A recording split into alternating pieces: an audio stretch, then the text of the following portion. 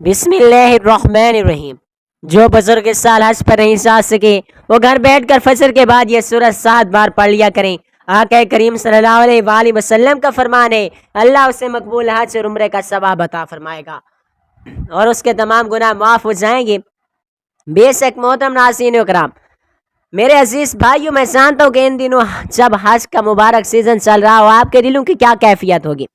جب T V screen یا mobile پر خانہ کعبہ کے سیاہ غلاف والی دیواریں نظر آتی ہیں، جب صفا مروہ کے درمیان دوڑتے ہوئے حاجیوں کا ہجوم دکھائی دیتا ہے تو دل سینے میں تڑپنے لگتا ہے۔ ان بوڑھی آنکھوں میں آنسو آ جاتے ہیں کہ اے اللہ پاک، کیا ہم اس قابل نہیں تھے کہ تیرے گھر کی چوکھٹ کو چوم سکیں؟ کیا میری قسمت میں تیرے حبیب کی جالیوں کے سامنے کھڑے ہو کر سلام پیش کرنا نہیں لکھا تھا؟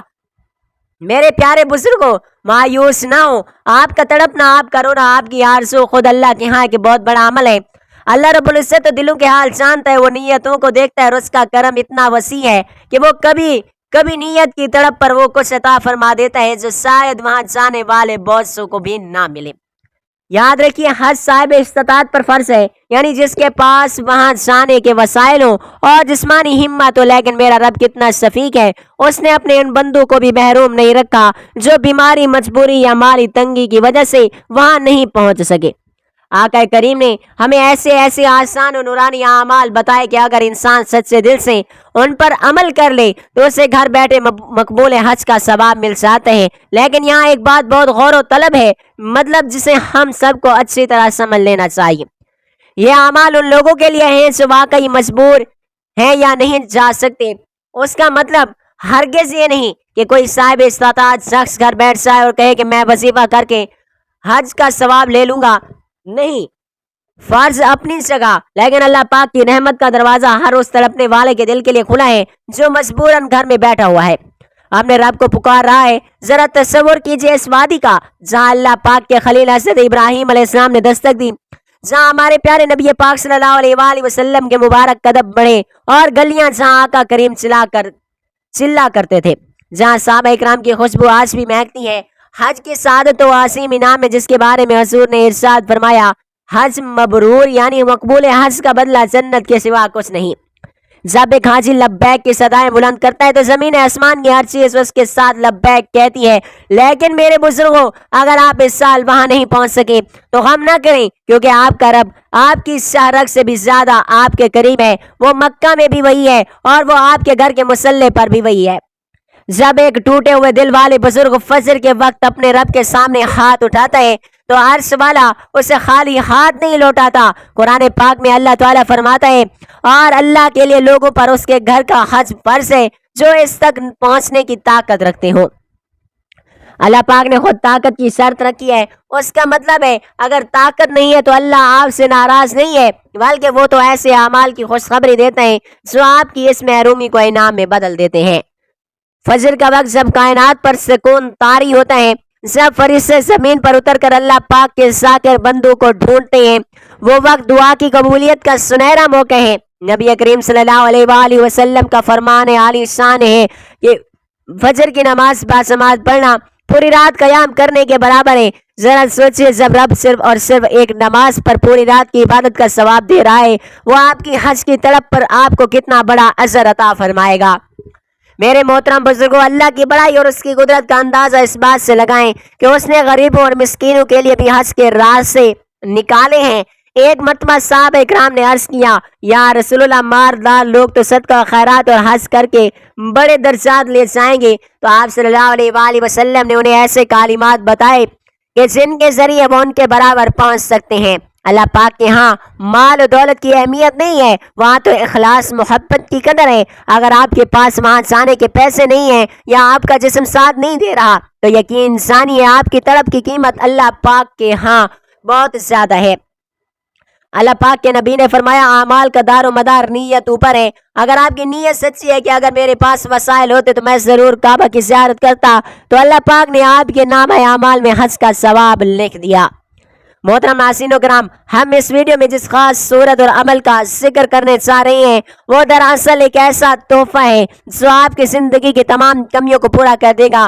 فجر کی نماز کے بعد کا وہ سکون، وہ تلاوت، وہ قرآن پاک کی تلاوت اور دعا کی لذت جب سب مل کر ایک ایسا روحانی ماحول بناتے ہیں جس میں انسان خود کو اللہ پاک کے بہت زیادہ قریب محسوس کرتا ہے، وہ مقامات جہاں آقا کریم صلی اللہ علیہ وآلہ وسلم نمازیں پڑھا کرتے تھے، جہاں وہی نازل ہوتی تھی، ان مقامات کی زیارت کا شوق رکھنا ایمان کی علامت ہے۔ لیکن جب تک آپ وہاں نہیں جا سکتے، آپ ان اعمال کو اپنا اوڑھنا بچھونا بنا لیں جو اللہ پاک کے حبیب صلی اللہ علیہ وآلہ وسلم نے ہمیں بتائے ہیں۔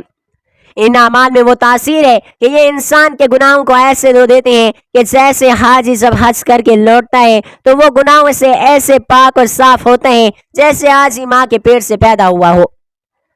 محترم ناظرین و کرام، اللہ رب العزت کی رحمت بہت وسیع ہے اور وہ صرف مکہ اور مدینہ کا ہی رب نہیں ہے، وہ پوری کائنات کا خالق و مالک ہے۔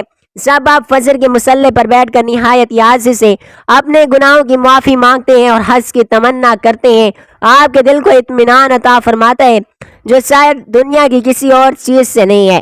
قرآن مجید میں ارشاد باری تعالیٰ ہے، اور تمہارے رب نے فرمایا مجھ سے پکارو میں تمہاری دعا کو قبول کروں گا۔ اسی یقین کے ساتھ جب ہم اپنے دن کا آغاز کرتے ہیں تو ہماری زندگی میں برکتیں آنا شروع ہو جاتی ہیں، اور ان بزرگوں کے لیے جن کے پاؤں اب اتنی ہمت نہیں رکھتے کہ وہ لمبا سفر کر سکیں، اللہ پاک نے ذکر و اذکار کے ایسے باغات لگائے جہاں سے وہ ہر روز حج اور عمرے کے پھل سمیٹ سکتے ہیں۔ اسی جذبے اور محبت کے ساتھ جب ہم آگے بڑھیں گے تو آپ دیکھیں گے کہ دین اسلام کتنا آسان اور کتنا خوبصورت ہے۔ محترم ناظرین و کرام، ذکر خدا بندی کی اس نورانی محفل میں اب ہم اس احساس کی گہرائی میں اترتے ہیں جو ایک سچے عاشق رسول اور بیت اللہ کی طرف رکھنے والے مومن کے دل میں ہوتی ہے۔ میرے عزیزو، اگر آپ کی ان سفید داڑھیوں اور تھکے ہوئے جسموں کی قسم، اللہ آپ کو آپ کی عاجزی بہت پسند کرتا ہے۔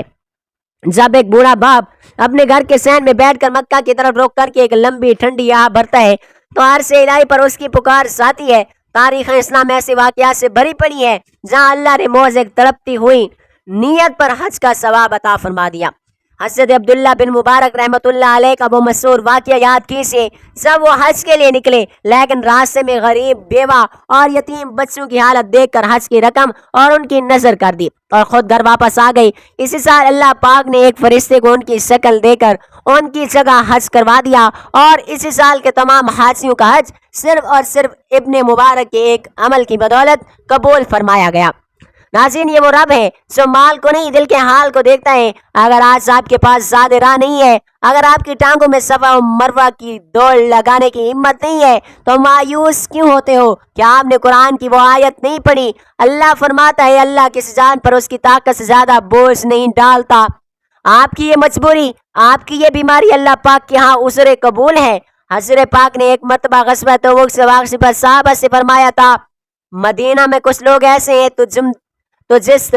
تم جس گھاٹی اور جس وادی کو بھی طے کرتے ہو اور اجر میں تمہارے ساتھ شریک ہیں، انہیں ان کی بیماری اور مجبوری نے روک رکھا ہے۔ سبحان اللہ، ذرا غور کیجئے، وہ لوگ گھر بیٹھے تھے لیکن مجاہدین کے برابر اجر پا رہے تھے۔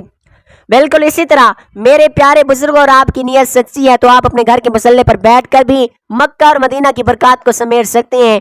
کعبہ جس کی زیارت کے لیے آج آپ کی آنکھیں ترس رہی ہیں، وہ دراصل اللہ پاک کی نشانیوں میں سے ایک بڑی نشانی ہے۔ وہاں کی فضائیں، وہاں کی ہوائیں، وہاں کی مٹی کا لمس انسان کی روح کو پاک کر دیتا ہے۔ لیکن یاد رکھیے، کعبہ کا رب کعبہ سے باہر بھی موجود ہے۔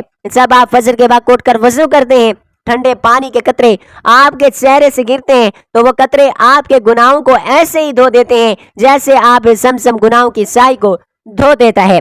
آقا کریم کا ارشاد ہے کہ جس نے صبح کی نماز پڑھی وہ اللہ پاک کی پناہ میں آ گیا۔ سب کائنات کا مالک خود آپ کا ضامن بن جائے تو پھر آپ کو کسی محرومی کا غم نہیں ہونا چاہیے۔ آپ کا گھر ہی آپ کے لیے وہ مقام عبادت بن سکتا ہے کہ جہاں رحمتوں کے فرشتے طواف کرتے ہیں۔ میرے محترم بزرگوں، اللہ پاک نے نبی پاک صلی اللہ علیہ وآلہ وسلم نے غریبوں اور کمزوروں کے لیے حج کے متبادل اعمال بتا کر دین کو کتنا آسان کر دیا۔ ایک مرتبہ ایک شخص حضور کی خدمت میں حاضر ہوا، عرض کیا، یا رسول اللہ، میں جہاد کرنا چاہتا ہوں لیکن مجھ میں ہمت نہیں رہی۔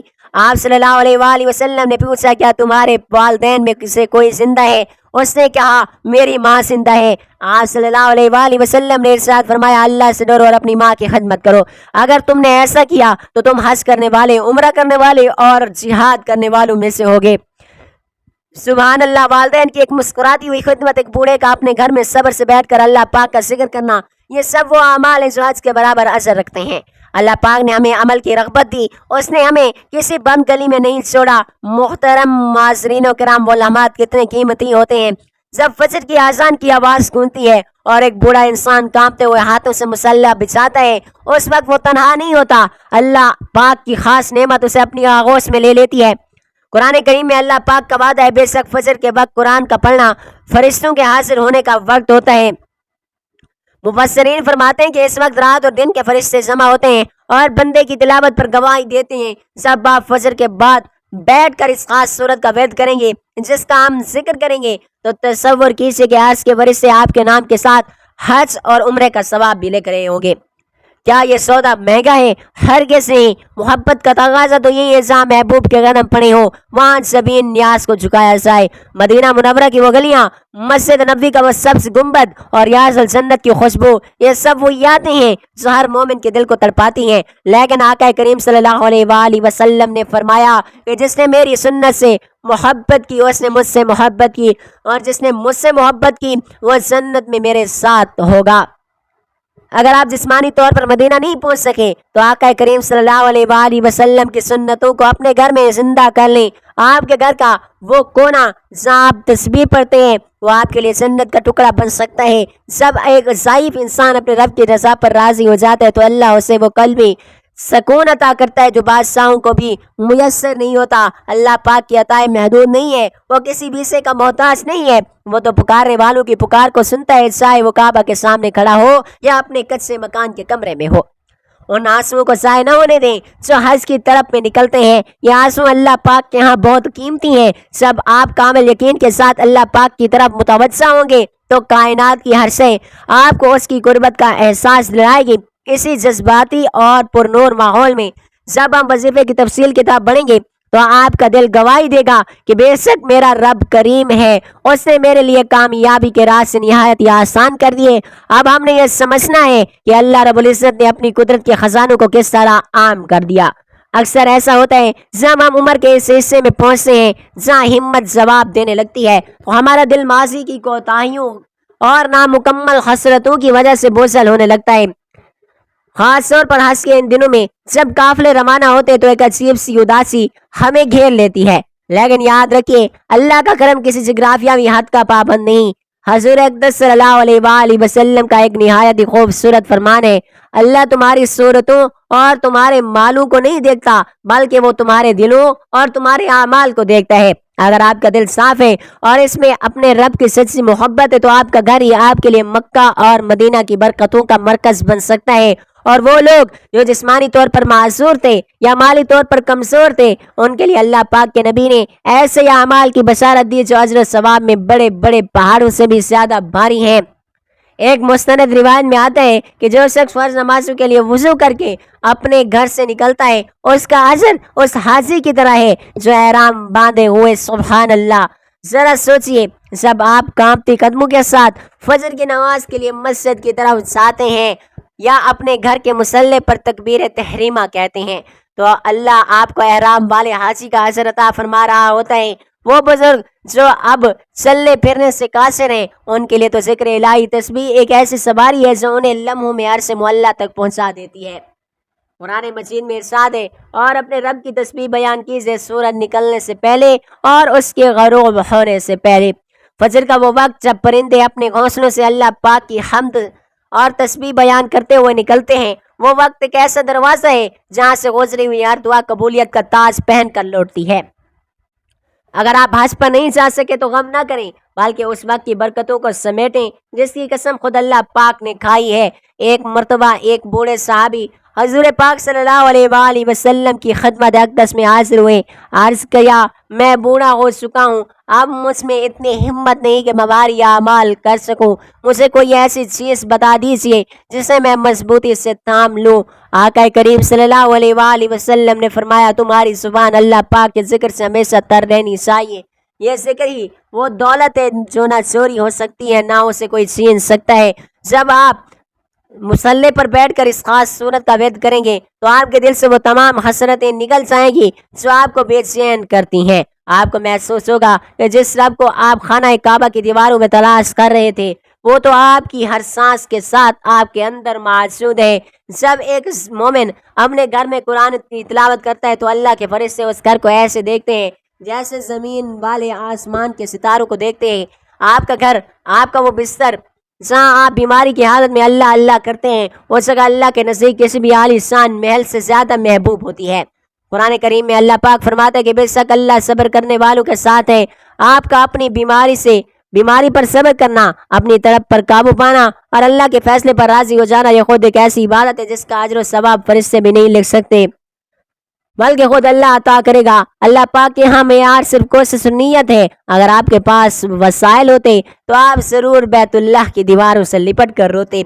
یہ آپ کی نیت ہے اور اللہ پاک نے آپ کی اس نیت کو قبول کر لیا۔ اب ہمیں ان اعمال کی طرف متوجہ ہونا ہے جو اللہ پاک نے خاص طور پر ان لوگوں کے لیے رکھے ہوئے ہیں جو اس سفر کی صعوبتیں برداشت نہیں کر سکتے۔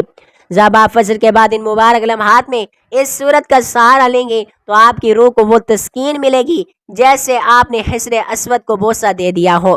یہ ایمان کی وہ مٹھاس ہے جو صرف ذکر کرنے والوں کو نصیب ہوتی ہے۔ اپنی سفید داڑھیوں کا پاس رکھیے اور اللہ سے حسن سن یعنی اچھا گمان رکھیے۔ وہ کریم رب کبھی اپنے بندوں کو مایوس نہیں کرتا، وہ تو پکارنے والوں کی پکار کو سنتا ہے اور اسے وہاں سے نوازتا ہے جہاں سے اسے گمان بھی نہیں ہوتا۔ اب ہم اس مقام پر پہنچ چکے ہیں جہاں میں ان خزانوں کے بارے میں جاننا ہے جو اللہ پاک نے ہماری جھولی میں ڈال دیے ہیں۔ اللہ پاک کی رحمت کا دسترخوان سب کے لیے بچھایا گیا ہے۔ اگر سے یہ باتیں خاص طور پر اپنے بزرگوں کے لیے کر رہے ہیں، لیکن یہ اعمال زبانوں کے لیے بھی اتنے ہی طاقتور اور بابرکت ہیں۔ اگر ایک زبان اپنی زبانی کی توانائیوں کے ساتھ فجر کے وقت اللہ پاک کے سامنے جھکتا ہے تو اللہ پاک کے ہاں اس کا مقام بہت بلند ہے۔ آقا کریم نے فرمایا 7 قسم کے لوگوں کو اللہ پاک نے عرش کے سائے میں جگہ دے گا جس دن اس کے سائے کے علاوہ کوئی اور سایہ نہ ہوگا۔ ان میں سے ایک وہ زبان ہے جس کی نشوونما اللہ کی عبادت میں ہوئی۔ اور اب ان اعمال کے فضائل کی طرف بڑھتے ہیں۔ سب سے پہلے سورۃ الاخلاص کی بات کرتے ہیں۔ یہ وہ صورت ہے جسے قرآن کریم کا تہائی حصہ قرار دیا گیا۔ اللہ کے نبی پاک صلی اللہ علیہ وآلہ وسلم نے فرمایا کیا تم میں سے کوئی اس بات سے عاجز ہے کہ وہ ایک رات میں تہائی قرآن پاک پڑھ لے؟ صحابہ نے عرض کیا یہ کیسے ممکن ہے؟ آپ صلی اللہ علیہ وآلہ وسلم نے فرمایا قل هو اللہ احد قرآن کا تہائی حصہ ہے جو سورت تہائی قرآن کے برابر ہو۔ اگر اسے فجر کے وقت پڑھا جائے تو اس کی برکتوں کا کیا عالم ہوگا۔ یہ سورت اللہ پاک کی تو ہو جو اس کی بڑائی کا وہ خلاصہ ہے سو بندے کو براہ راست عرش والے سے جوڑ دیتا ہے۔ اسی طرح اللہ پاک کی تسبیح یعنی سبحان اللہ اور الحمدللہ کی فضیلت کے بارے میں آقا کریم صلی اللہ علیہ وآلہ وسلم نے وہ خوشخبری سنائی جو انسان کے دل کو باغ باغ کر دیتی ہے۔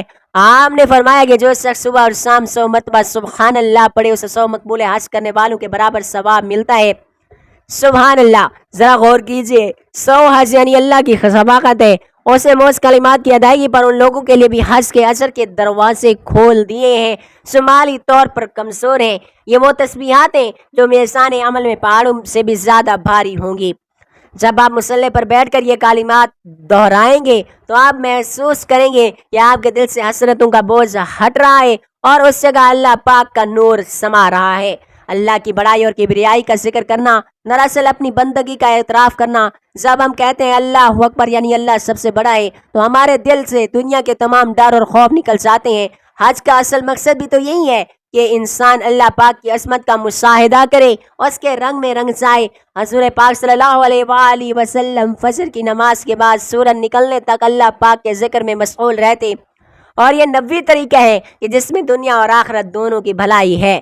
جب آپ فجر کے بعد ان تسبیحات کا سہارا لیتے ہیں تو آپ دراصل آقا کریم کی سنت کو زندہ کر رہے ہوتے ہیں جو مقبول حج کے اجر کے ضامن ہیں۔ یقین کی پختگی ہی وہ بنیاد ہے جس پر ہماری عبادت کھڑی ہے۔ بزرگ فرماتے ہیں کہ ذکر الہی کی مثال اس بارش کی سی ہے جو بنجر زمین کو بھی سرسبز و شاداب کر دیتی ہے۔ آپ کا دل اگر حسرتوں سے بھر چکا ہے تو اسے ذکر الہی کی بارش سے سیراب کریں۔ یہ ذکر آپ کی عمر میں برکت دے گا، آپ کی بیماریوں کو شفا میں بدل دے گا اور آپ کے گھر میں وہ سکون لائے گا جو بڑے محلوں میں بھی میسر نہیں ہوتا۔ جوانوں کے لیے یہ وہ خزانہ ہے جو انہیں دنیا کے فتنوں سے بچائے گا۔ بزرگوں کے لیے وہ لاٹھی ہے جو انہیں صراط مستقیم پر لا کھڑا کرے گی۔ اب ہم اس عمل کی پوری ترتیب کی طرف بڑھتے ہیں۔ یاد رکھیے اللہ پاک کے خزانے کبھی کم نہیں ہوتے، اور جتنا وہ مکہ میں دینے پر قادر ہے اتنا ہی آپ کے گھر میں اس مسئلے پر دینے کی قدرت رکھتا ہے۔ اب وہ مبارک گھڑی آپ پہنچی جب میں آپ کی خدمت اقدس میں اس نورانی عمل کی مکمل ترتیب پیش کرنے جا رہا ہوں۔ جب ہم کروڑوں روپے خرچ کر کے حج پر جاتے ہیں وہاں بھی ہم یہی دعا مانگتے ہیں، اے اللہ ہمارا حج قبول فرما لے۔ وہاں بھی قبولیت اللہ کے اختیار میں ہے، لیکن قربان جائیں اللہ کے حبیب مصطفیٰ پر اور اس کی رحمت پر کہ آپ صلی اللہ علیہ وسلم نے گھر بیٹھے مجبوروں اور تڑپنے والوں دلوں کو مقبول حج کی بشارت پہلے عطا فرما دی۔ اگر آپ اس عمل کو بتائے ہوئے طریقے اور کامل یقین کے ساتھ کر لیں گے تو آپ کا رب آپ کو مایوس نہیں کرے گا اور آپ کے نام اعمال میں حج اور مبرور کا اجر لکھ دیا جائے گا، یعنی مقبول حج۔ اس بابرکت عمل کا ایک طریقہ نہایت سادہ اور پر نور ہے۔ جب آپ فجر کی نماز ادا کر لیں تو مصلی سے ہرگز نہ اٹھیں، وہیں خاموشی سے بیٹھے رہیں، اپنی زبان کو اللہ پاک کے ذکر سے تر رکھیں، اور سب سے پہلے آپ نے 7 بار درود پاک پڑھنا ہے تاکہ آپ کے عمل کو آقا صلی اللہ علیہ وآلہ وسلم کی نسبت کا سہارا مل جائے۔ درود پاک کے بعد آپ نے 7 بار سورۃ الاخلاص یعنی قل هو اللہ احد مکمل بسم اللہ کے ساتھ تلاوت کرنی ہے۔ اس کے بعد آپ نے اللہ پاک کی تسبیح بیان کرنی ہے، یعنی 100 مرتبہ سبحان اللہ پڑھنے ہیں۔ حدیث پاک میں آتا ہے جو شخص صبح 100 مرتبہ سبحان اللہ کہتے ہیں اسے 100 مقبول حج کا ثواب ملتا ہے۔ الحمدللہ، اللہ اکبر کی تسبیح بھی پڑھتے رہیں۔ اب اس عمل کا سب سے اہم موڑ آتا ہے، آپ نے اسی جگہ بیٹھے رہنا ہے یہاں تک کہ سورج طلوع ہو جائے اور تھوڑا بلند ہو جائے، یعنی اشراق کا وقت ہو جائے، جو فجر کی نماز کے تقریباً 15 سے 20 منٹ بعد شروع ہو جاتا ہے۔ جب اشراق کا وقت ہو جائے تو آپ نے وہی مصلی پر کھڑے ہو کر 2 رکعت نماز نفل اشراق ادا کرنی ہے۔ میرے بزرگوں، یہ وہ عمل ہے جس کے بارے میں حضرت انس بن مالک رضی اللہ تعالیٰ عنہ روایت کرتے ہیں کہ نبی کریم صلی اللہ علیہ وآلہ وسلم نے ارشاد فرمایا، جس نے فجر کی نماز بعد جماعت پڑھی پھر بیٹھ کر اللہ پاک کا ذکر کرتا رہا یہاں تک کہ سورج طلوع ہو گیا، پھر اس نے 2 رکعتیں پڑھی تو اسے ایک مکمل حج اور ایک مکمل عمرے کا ثواب ملے گا۔ اور آپ صلی اللہ علیہ وآلہ وسلم نے 3 بار تاکید فرمائی، یعنی مکمل اور مکمل اور مکمل حج اور عمرے کا ثواب۔ عمل مکمل کرنے کے بعد اب آپ نے اپنے رب کے حضور ہاتھ پھیلانے ہیں۔ یہ وہ وقت ہے جب فرشتے آپ کی دعاؤں پر آمین کہہ رہے ہوتے ہیں۔